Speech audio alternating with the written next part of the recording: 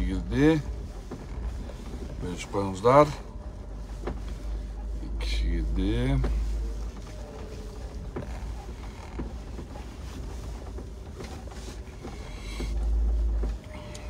Kişi girdi.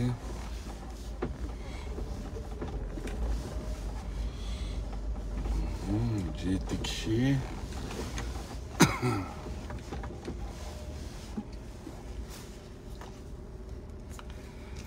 Так, 9 kişi girdi. Bölüşüp koyunuzlar. Soranıç. Bölüşüp koyunuzlar. Soranıç. Bölüşüp koyunuzlar.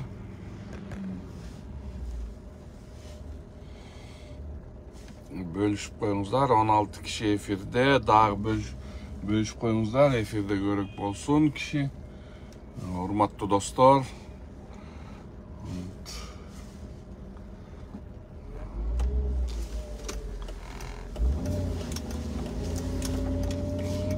24 kişi efirde. Hurmatlı dostlar. Bölüşüp koyunuzlar. Hiç kimdi görüp öğütem. Звук жақсы олатау жазып қойсаңыздар. 27 kişi. 27. Bölüşüp koyunuzlar dostlar.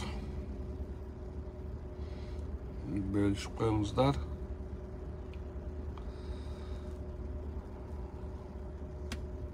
Hurmatlı dostlar, bölüşüp koyunuzlar mı efir menen? Görök ахват болсун, аудитория көрөк болсун. Эртең таңкы эфир. Şu tangkı efirde azı жүргүзөлү.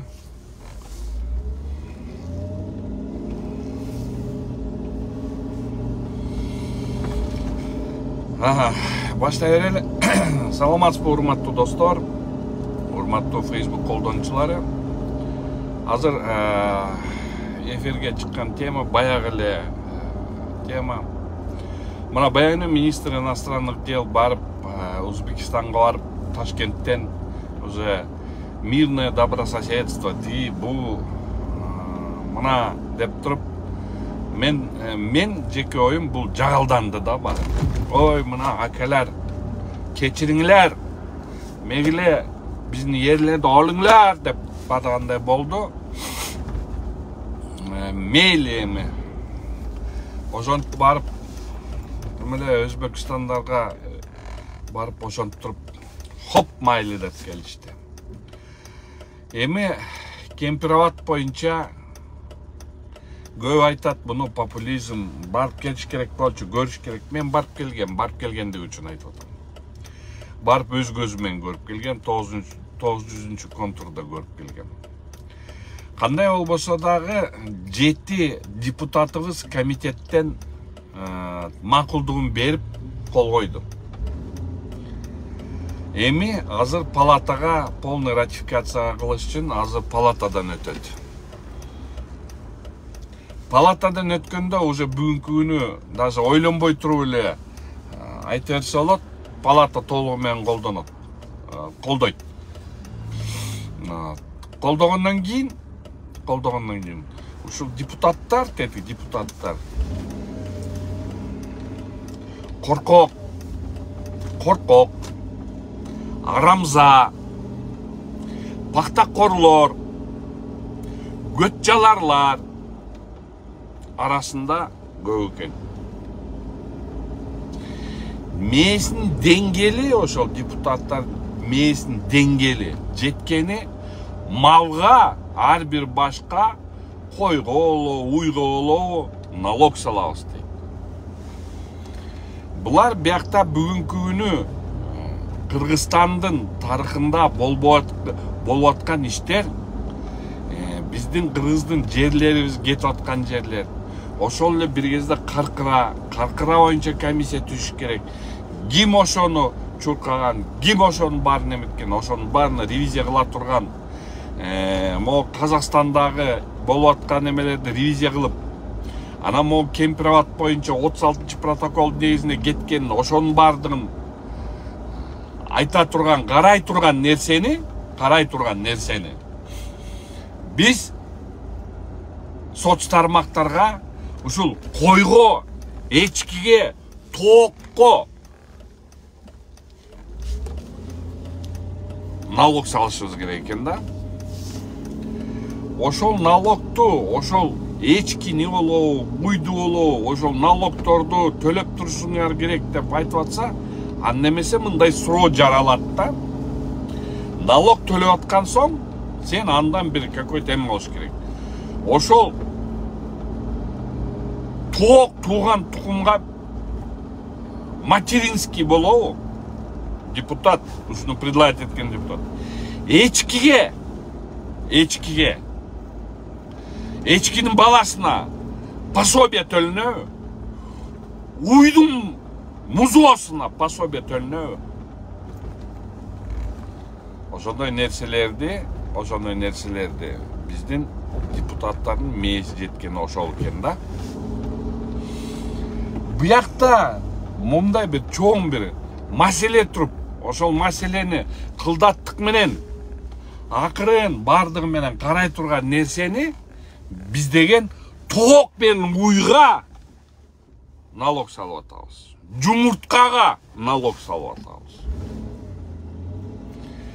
Шыгыса айрым кээ бир депутаттар аман эле болгулачы, мындай аман эле болгулачы. Силер ошо эле мындай мамлекеттик деңгээлде ойлоно турган депутаттар силерсиңер.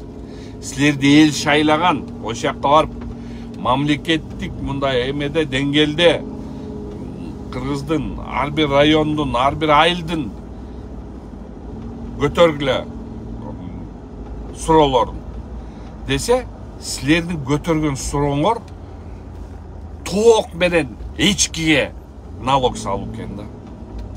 Биякта кемпир-абад кетип атат. Азыр эми болуптур, эми кемпир-абад уже кетти деп эсептей берсек болот да. Депутаттар коет. Потому что депутаттар сабатсыз көбүнчөсү. Сабатсыз депутаттар. Ошол депутаттар сабатсыз депутаттар ошонго кол коет баары. Кемпир-абад кетет. Аны айтты ғой деп эле ал кетет. Кийинки суроо жаралат. 39 протокол менен 42 протоколдун суроосу аякта да жаралат. Ошону кандай карайсыңар? Анда көрөлү. Эми бияк менен эфир менен пайдаланып айтып кете турган нерсе. Урматтуу Садыр Нуркожоевич, урматтуу Камчек Кыдыршаевич, кемпир-абад уже, можно сказать, кетти. Мейли. Мунга тарых өзүнүн баасын берет. Болуптур, азыр биз бере албайбыз. Биз айта албайбыз. Анткени деген бийлик силердин колуңарда. Кичине мондай айтып баштаса эле элдин баарын камап эле, коркутуп эле, үркүтүп эле эме жүрөсүңөр. Мейли аны да. Адам баласы баарына көнөт. Тет жерде 100 градустук Аляска, Антарктидада да Кудай шүгүр ошол жакта эл, адам баласы ошол жакта деле мындай жашап, чыдап келип атат. 60 градус ысыкта деле адам баласы жашап, ысыкта көнүп ошонго жашап келатат.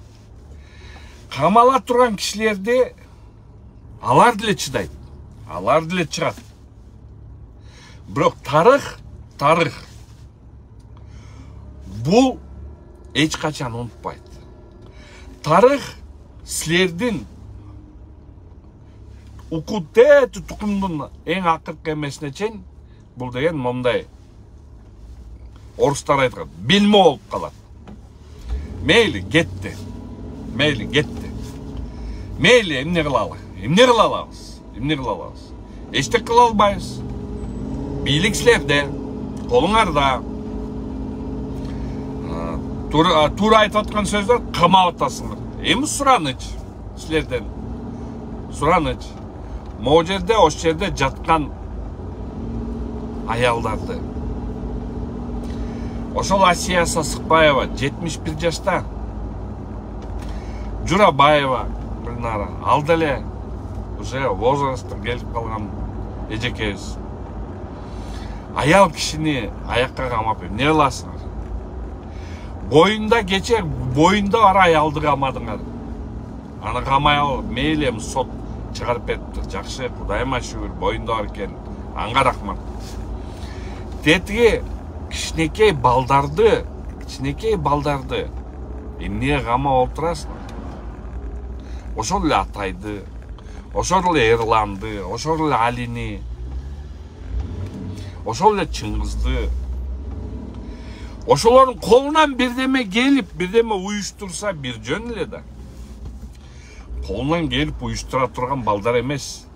Өзүнүн оюн, өзүнүн көз карашын ушу соц тармактарда айтып жүрдү.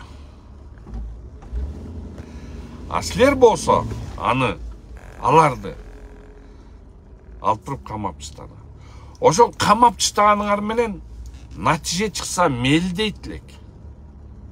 Эл наоборот силерге жаман ой пикирлер менен кетип атат. Ошонусу жаман да. Менде чыкпай атат эмелер. Что СМСтериңер чыкпай атат.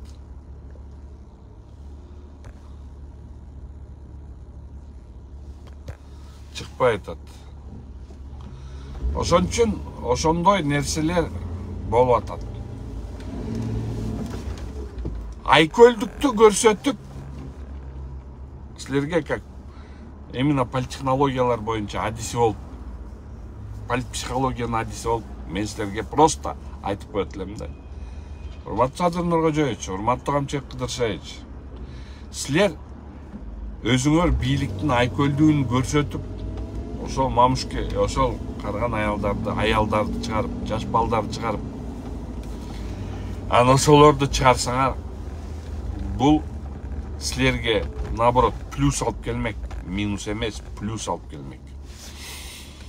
Силер понимаю, силер деген азыр ишенип атасыңар, жаныңарда шыбырлар жүрөт да, шыбыр деп. Андайларды терпила деп коет, стукач деп коет ошондойлорду. А силер ошонго ишенип, өзүңөргө против настрой кылып атасыңар. Мына булардын камаганы менен силерге айтып атат, "О, мына мынча пайыз эл силер бизди колдоп атат" деп. Жок. Силерди мынча эл пайыз колдогон жок булардын камоосу менен.